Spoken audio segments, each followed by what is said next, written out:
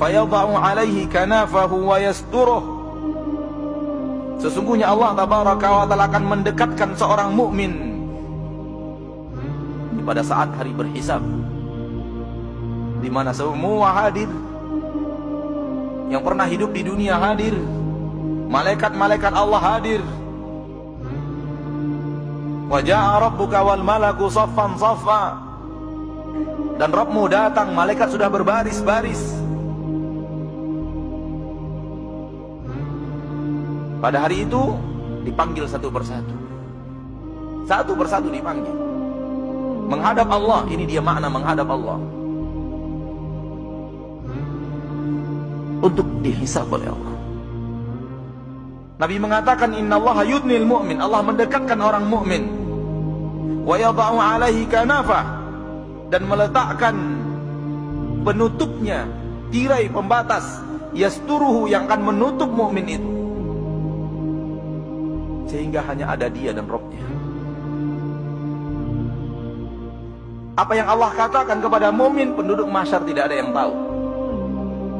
Apa jawaban mukmin kepada Allah, penduduk mahsyar tidak ada yang tahu, karena Allah telah menurunkan kanafa, menurunkan penutupnya. Apa maknanya di sini yang bisa kita ambil? Yang makna yang kita ambil di sini hanya kita dan Allah.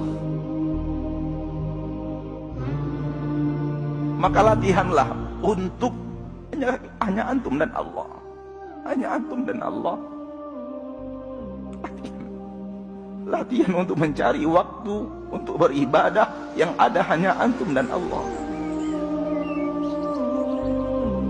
Rajinlah sembunyikan amal saleh.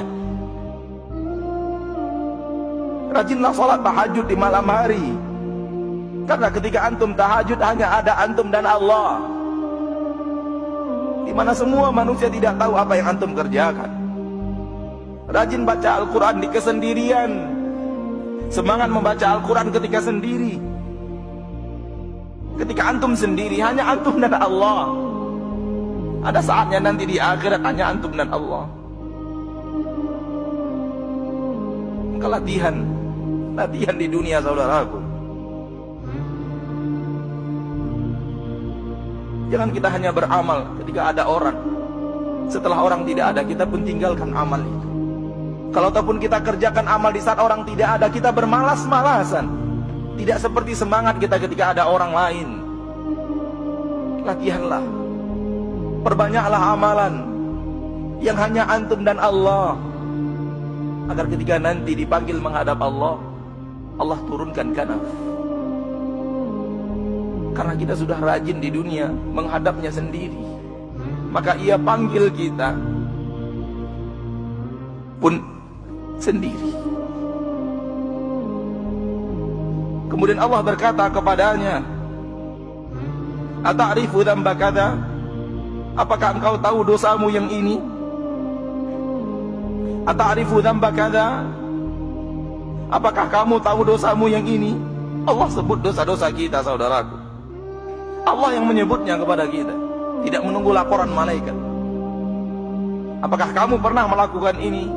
Apakah kamu masih ingat dosa yang ini, dosa yang ini, dosa yang ini? Dan berapa dosa kita?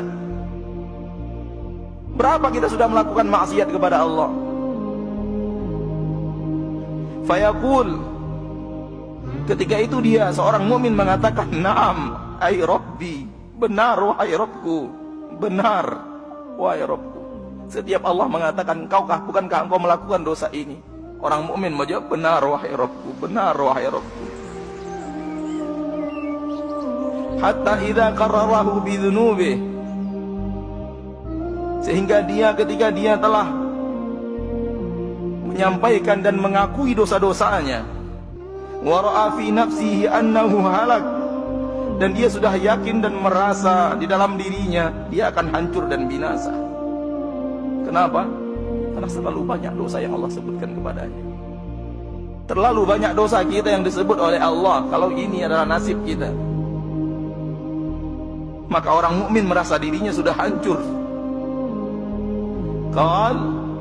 Di saat dia sudah merasa hancur karena terlalu banyak dosa yang Allah sebutkan kepadanya, Allah berkata, satartuha alaika fid dunya, Aku telah menutup dosa-dosamu itu dari pandangan manusia di dunia, sehingga orang lain tidak tahu atas dosa yang kamu lakukan. Satartuha 'alaika fid dunya, aku tutup dosamu itu di dunia. Wa ana aghfiruha lakal yaum, pada hari ini aku ampuni dosa-dosamu itu. Ya akhi, antum berbuat maksiat, kita berbuat maksiat, dan orang tidak tahu bukan karena kita pandai menyimpannya, namun murni karena Allah menutupnya. Kalau Allah membukanya, dengan sekejap mata Allah bisa lakukan apapun untuk membuka aib kita. Wallahi, wallahi, wallahi, kalau aib kita dibuka oleh Allah, kita akan diludahi manusia. Begitulah kita dengan dosa kita yang terlalu banyak. Demi Allah, tidak akan ada orang yang menghargai kita kalau orang tahu apa yang kita lakukan. Namun Allah pengasih dan penyayang, yang menyayangi kita dengan menutup aib-aib kita. Maka jangan pernah merasa menjadi manusia suci.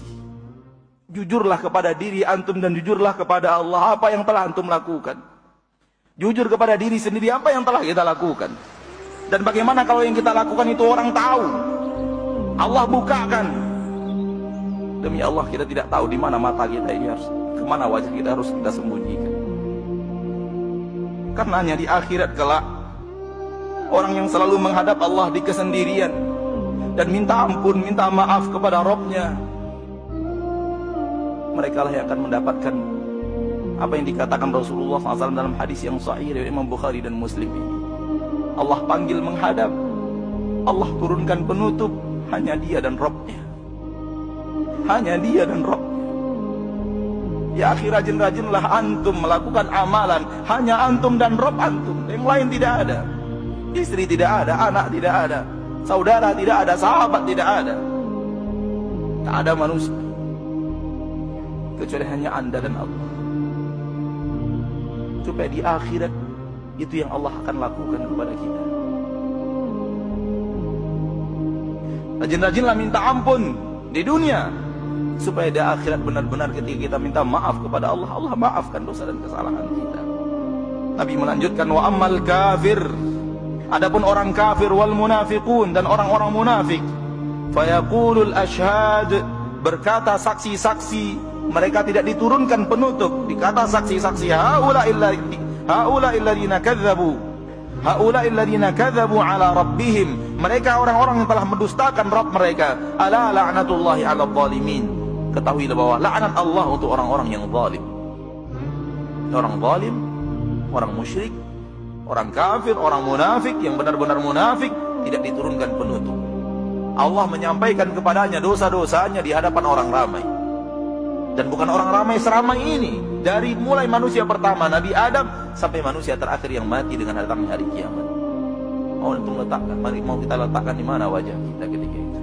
Kalau kita yang mengalami, na'udzubillahi min dzalik. Maka lakukanlah di dunia.